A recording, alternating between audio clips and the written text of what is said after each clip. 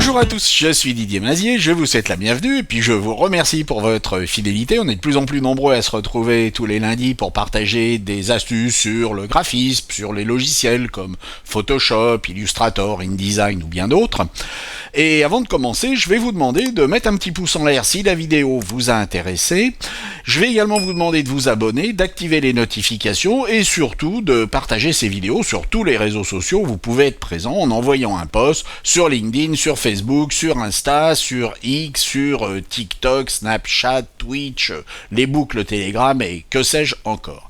Cette semaine, nous allons nous intéresser à Illustrator. Si vous vous êtes déjà arraché les cheveux ou frappé la tête contre les murs parce que vous n'arriviez pas sur du texte à gérer des outlines, c'est-à-dire des contours multiples ou des contours un peu spéciaux comme des dégradés, eh bien vous allez voir que c'est très simple, il suffit simplement de fonctionner d'une manière qui n'est peut-être pas évidente au premier abord, mais qui est vraiment très efficace et très rapide. Alors mettons-nous au travail sans plus tarder.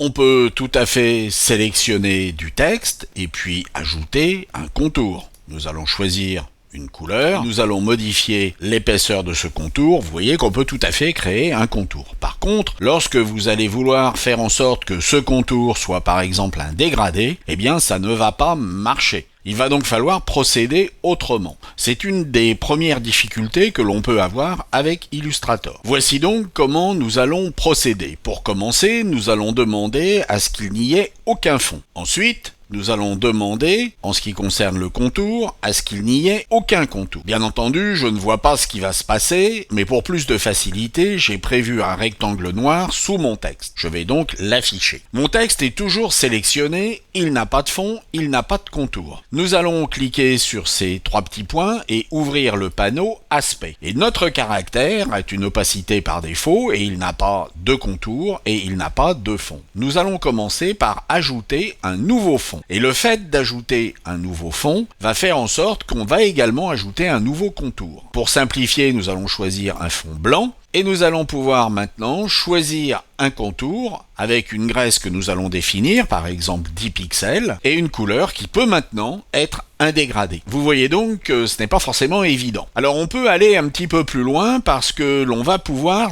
décaler ce contour. Si je vais dans le menu Effets et que je vais dans mes tracés, je vais pouvoir décaler ce tracé. Et vous voyez qu'en le décalant de 10 ou de 15 pixels, je crée un effet de double contour. Il y a mon texte, il y a le fond et il y a mon contour. Par contre, ce n'est pas très joli. Alors ce qu'il va falloir faire, c'est aller dans le menu Effets, au niveau du Pathfinder, demander la réunion de ces différents éléments. Et maintenant, mon contour est décalé et affiché correctement. Donc vous voyez que ce sont des choses qui ne sont pas forcément évidentes.